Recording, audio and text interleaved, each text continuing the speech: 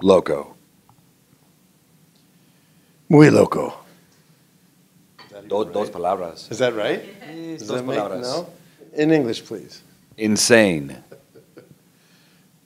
Just one word. Gut-wrenching. Although a hyphen. It's a hyphen, but it's still a word. I feel like the first half of the season gave us an opportunity to experience Alexandria as the oasis in a very, very, very large world of the undead. The show was shot in a specific way with very, very high camera angles and wide shots to show that Alexandria was just a small safe haven. And then, of course, 3/4 of the way through the first half of the season, it was now no longer safe. So where we are in our story now is that the group has banded together. It's one cohesive society, and how they are going to proceed with just something as simple as surviving and existing and having a life is a lot of what we're going to explore in the second half of the season. It's very big where we're going with the show.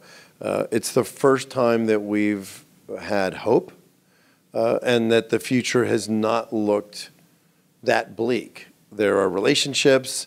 There's a chance to exist and to survive and to move forward, not just for this week, but next month, next year. I think that this show should go as long as the fans want it, and as long as the writers, the actors, and the crew bring their passion to the project like they always do. I think the moment that we don't feel that same passion, we don't feel that same drive, that's when you need to look at wrapping it up. But at the same time, I don't see that happening anytime soon.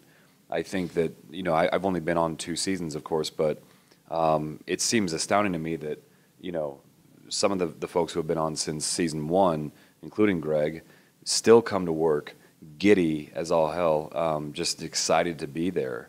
And I'm excited to be there. I know why I'm excited to be there, because I'm a fan of the show and I'm relatively new.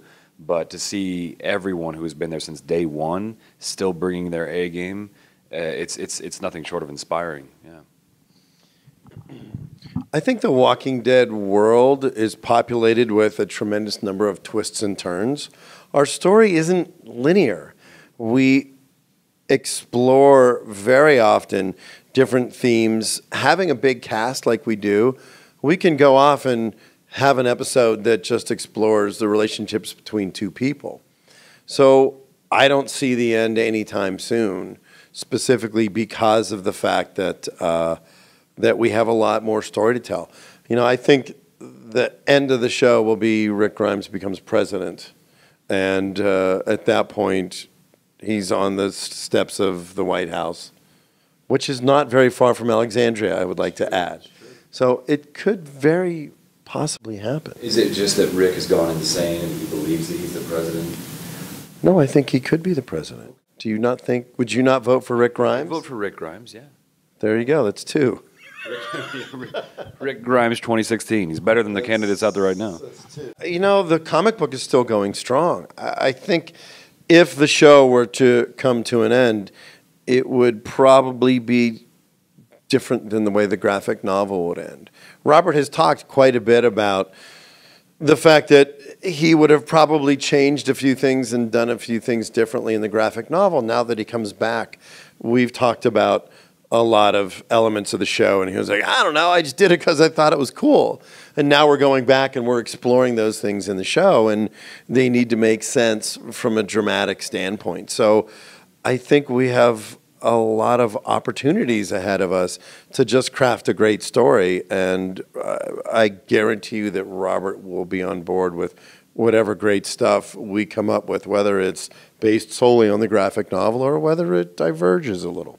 Right, yeah. I mean, I think Aaron would probably save Eric. I think Aaron would absolutely save Eric, because he's risked his life for him several times over, and I don't think it would change anytime soon. But the actor Ross answering this question, I would say Aaron, because I love working on the show, and I never want to not be working on the show. Yeah. Okay, I have a question. So, on the show, if a bad guy had a gun to Eric's head and said either him or all of Alexandria, what would Aaron do? He'd probably say Eric, because he knows that Eric would not be able to live with that guilt either. You know, I think that Eric wouldn't be able to.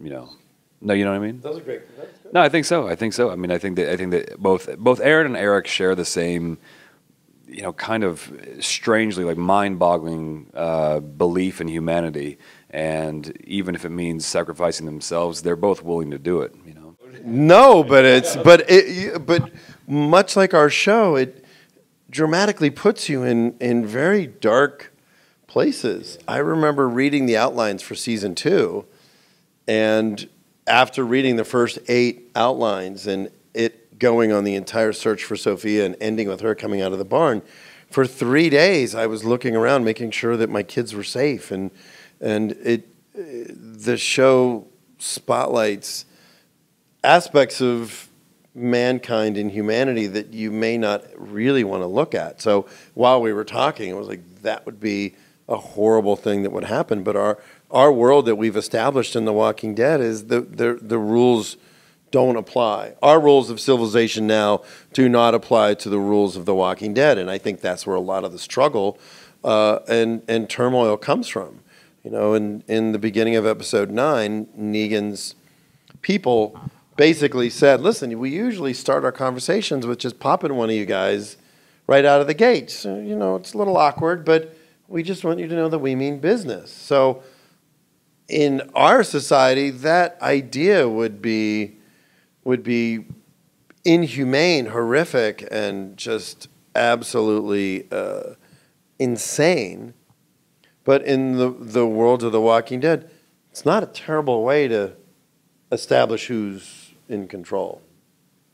I know you know this already, but I'm just looking at you while I say it. Okay, thank you. I appreciate that, because I didn't know where to go from there. Without a doubt, we want to top ourselves every season. I also look at the makeup effects from the aspect of somebody who loves the show and what I would want to see on television each week. Traditionally in my career, I haven't had opportunities like this where I could go back and refine and revise characters and take what I've learned and make them better or make them more unique. But on The Walking Dead, every season we have that opportunity. Every season we have a chance to go back.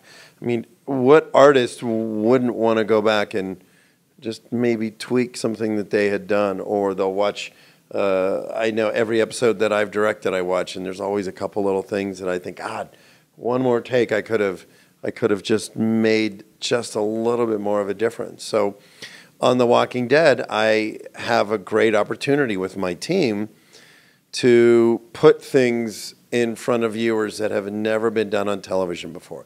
There's never been a show like this on TV visually. Probably the closest would have been Star Trek, where you'd have a different alien race that you would come upon, and they'd glue a Danish to someone's forehead and put a wig on him, and that was an alien. A Danish person? No, a Danish, like a pastry. Gotcha. But that's a good question. So, sorry. Oh, I love you and hate you in the exact same moment, which is amazing. I wouldn't like to die, but if I had to, yeah, exactly, yeah.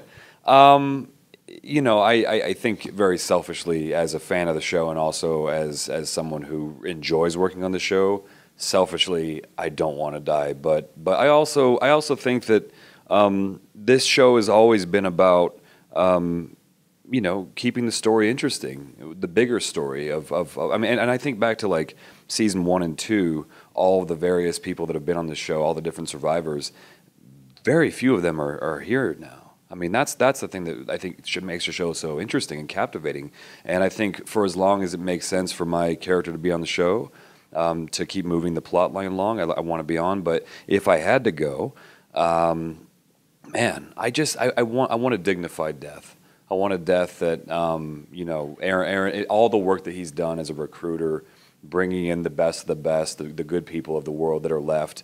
I want that to mean something. I think that's, at the end of the day, we all want our work to have meant something. And I think for Aaron, he's put his entire life's work into saving people, whether that was in Africa before the apocalypse began, or certainly now in Alexandria. He wants to help people, and if that work actually has a greater impact outside of his own life, then that's worth it for him. Well, that neurosurgeon doesn't know what I know.